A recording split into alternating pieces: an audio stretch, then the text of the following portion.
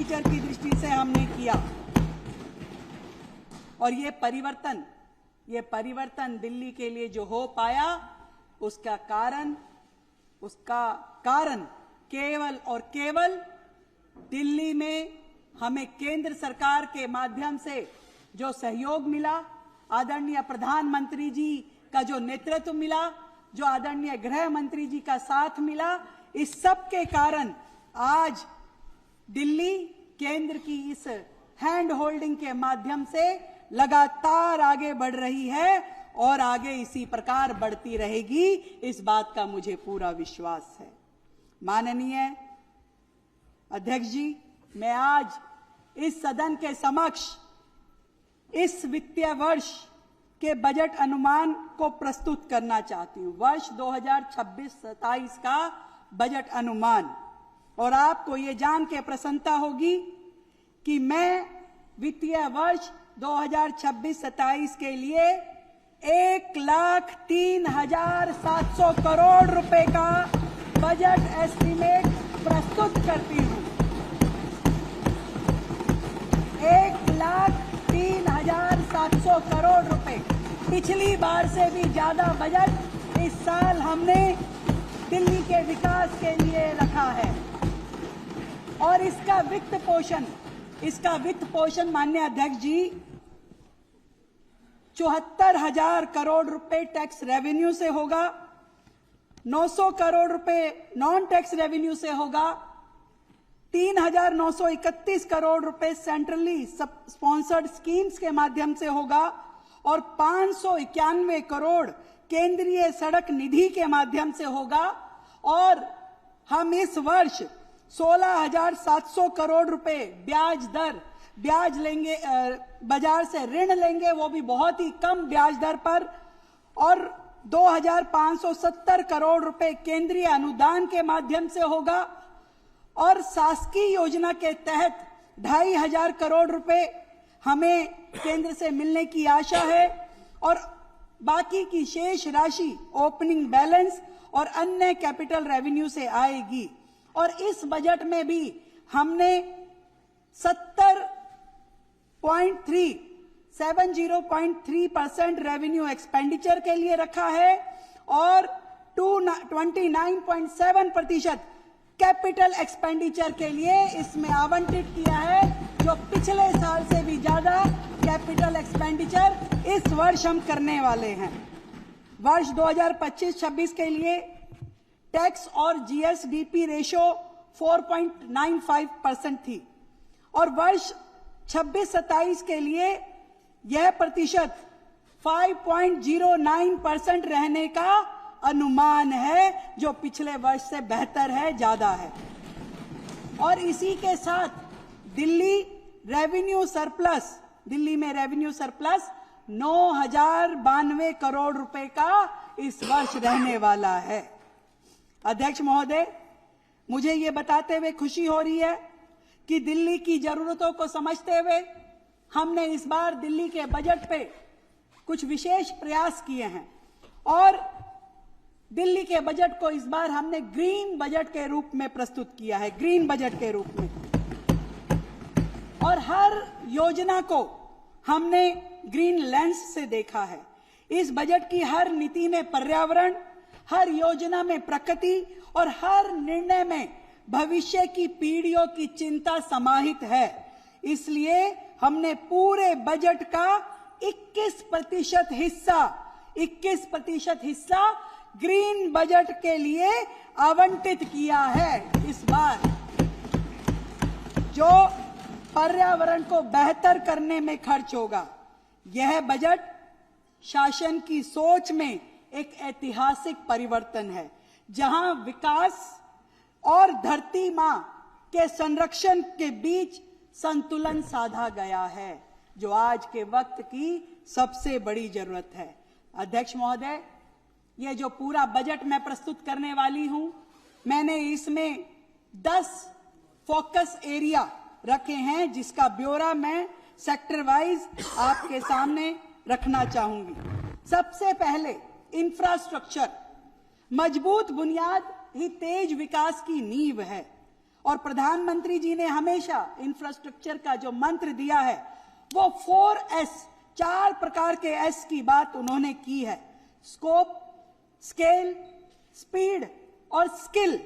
इसी विचार को हमने दिल्ली की धमनियों में प्रवाहित करने का संकल्प किया, जहां इंद्रप्रस्थ की विरासत और नई दिल्ली की विकास गाथा एक साथ सांस लेंगी और केंद्र सरकार, राज्य सरकार और हमारे सभी निकाय मिलकर के दिल्ली में बहुत ही तेजी के साथ विकास की गति बढ़ाएंगे। कंधे के साथ कंधा मिला करके दिल्ली के लिए काम किया जाएगा।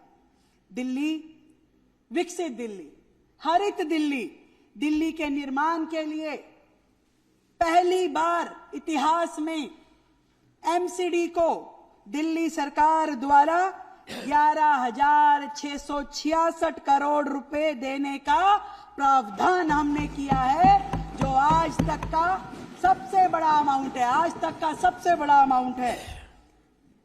और इसी तरीके से एनडीएमसी और दिल्ली कंटोनमेंट बोर्ड के लिए भी हमने 146 करोड़ रुपए वित्तीय सहायता का प्रस्ताव किया है। सभी एजेंसीज काम करेंगी तो ये ट्रिपल इंजन, ट्रिपल गति के द्वारा दिल्ली का विकास होगा। दिल्ली शहर कई संस्कृतियों का और शहरों का मेल्टिंग पॉइंट है, जहां एक और करोल बाग की, सदर बाजार की चहल पहल ये शहर रोजाना देखता है, तो दूसरी ओर 12 खंबा की गगनचुंबी इमारतों को हमारा रोजाना का ध्यान जाता है।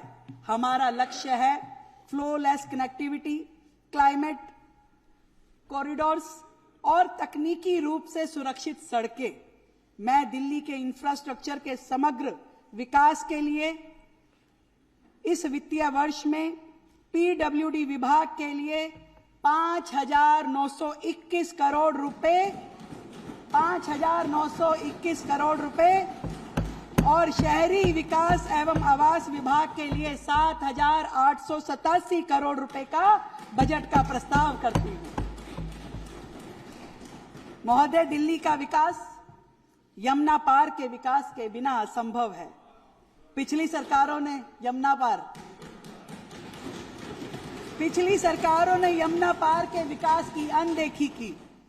हमने वर्ष 25-26 में ट्रांस यमुना डेवलपमेंट बोर्ड को फिर से क्रियाशील किया और 26-27 में यमुना पार क्षेत्र के समुचित विकास के लिए हमने 300 करोड़ रुपए का बजट पहले फेज में रखा है और यमुना पार में वहां की सड़कें, वहां का इंफ्रास्ट्रक्चर बेहतर हो, इसका प्रयास किया है। और इसी प्रकार अनधिकृत कॉलोनियां जो हमेशा से उपेक्षा की शिकार रही, इस अनधिकृत कॉलोनियों की मूलभूत सुविधाओं के लिए, सड़कों के लिए, ड्रेनेज के लिए, लाइटों के लिए हमने 800 करोड़ रुपए का बजट आवंटित किया है।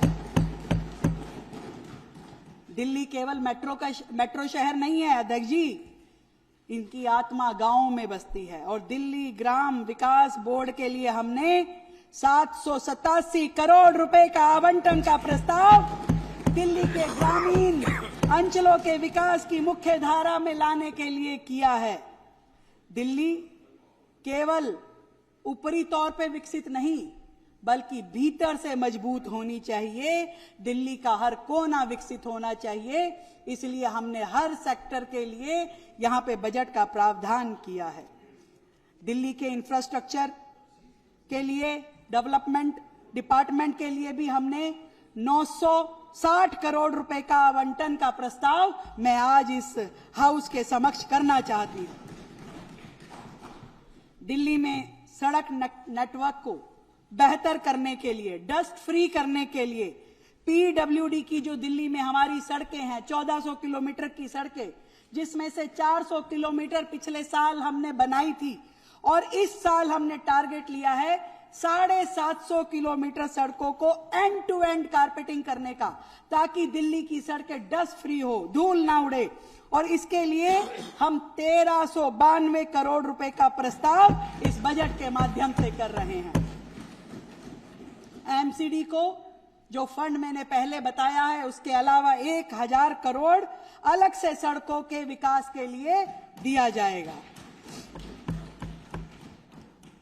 हमने इंडस्ट्रियल एरिया में, चाहे वो नोटिफाइड इंडस्ट्रियल एरिया है या नॉन कंफर्मिंग, दोनों प्रकार के इंडस्ट्रियल एरिया में सड़कें बनाने के लिए, ड्रेनेज सिस्टम्स को बेहतर करने के लिए इस साल पहली बार 160 करोड़ रुपए के बजट का प्रस्ताव किया है।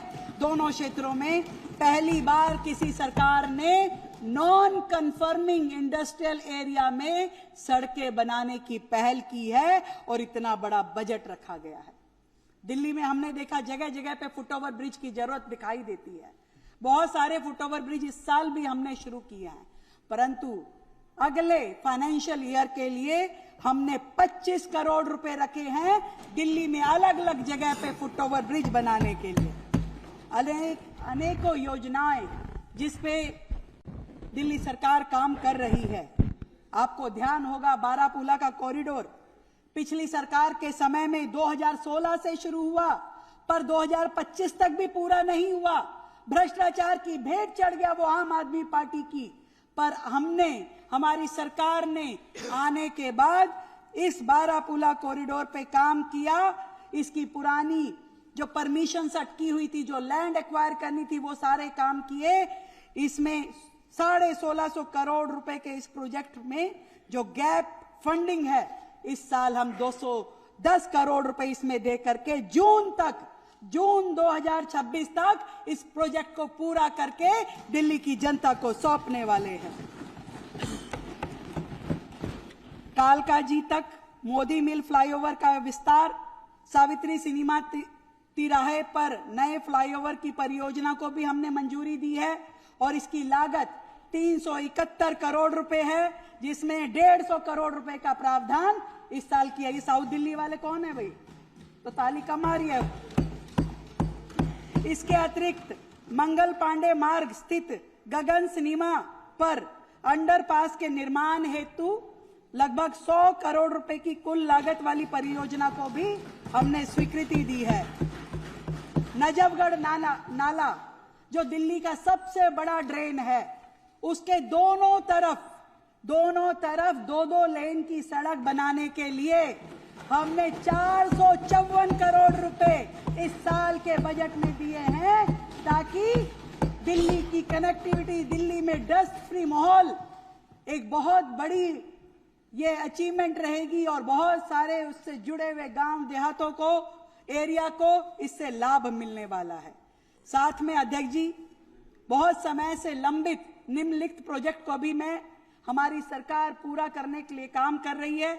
मैं बताना चाहूंगी, आजादपुर से त्रिपोलिया गेट इंटीग्रेटेड फ्लाईओवर, घंटाघर स्टेशन से इंटीग्रेटेड फ्लाईओवर का काम, यमुना विहार से भजनपुरा इंटीग्रेटेड फ्लाईओवर का काम, साकेत जी मेट्रो स्टेशन से 6 लेन का अंडरपास, एमबी रोड से एलबीएस मार्ग तक 2 लेन का अंडरपास का काम, लाल बहादुर शास्त्री मार्ग से एमबी रोड तक फ्लाईओवर तक 2 लेन का एलिवेटेड रैंप बनाने का काम, एशियन मार्केट बत्रा अस्पताल तक 6 लेन का एकीकृत फ्लाईओवर डबल डेकर सिस्टम के साथ बनाने का काम, मां आनंदमयी तुगलकाबाद रेलवे कॉलोनी तक 6 लेन का एकीकृत फ्लाईओवर बनाने का काम।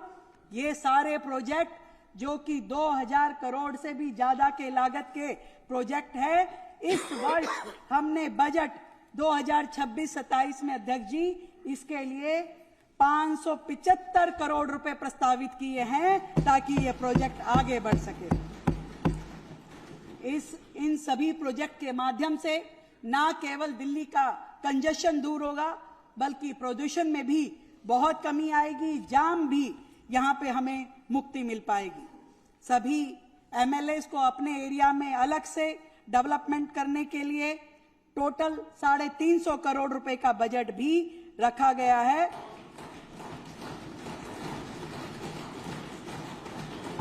और जो फंड पिछली बार आप लोगों को मिला, वैसे ही और फंड आपको मिलता रहेगा।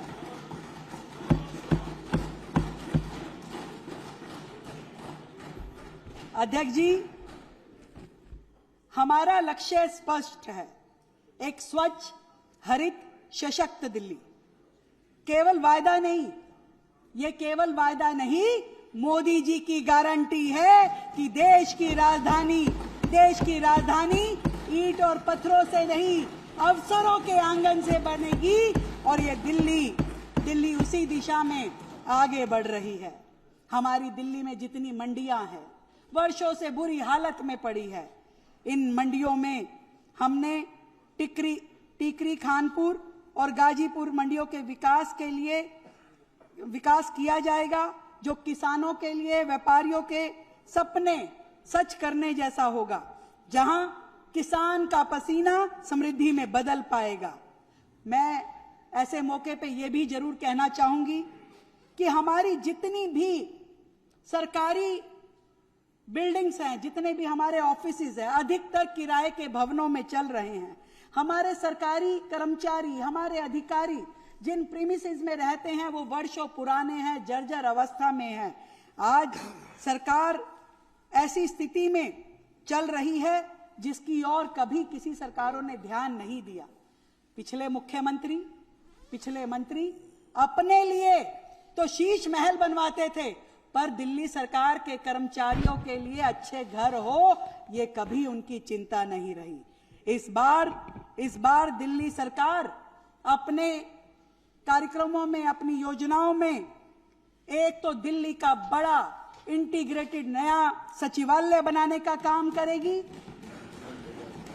अधिकारियों के लिए, कर्मचारियों के लिए नई रेजिडेंशियल कॉलोनी कॉम्प्लेक्स बनाने का काम करेगी। और इसी तरीके से जितने हमारे विभाग हैं, जितने मंत्रालय हैं, इन सब को बेहतर करने के लिए दिल्ली सरकार अपने इस साल के प्रोजेक्ट में उन सब को हम लेने वाले हैं। इंफ्रास्ट्रक्चर को सस्टेनेबल और फ्यूचर रेडी बनाने की दिशा में हमने डीडीए के साथ मिलकर के यमुना पेरिफेरल वे में साइकिल ट्रैक विकसित करने का काम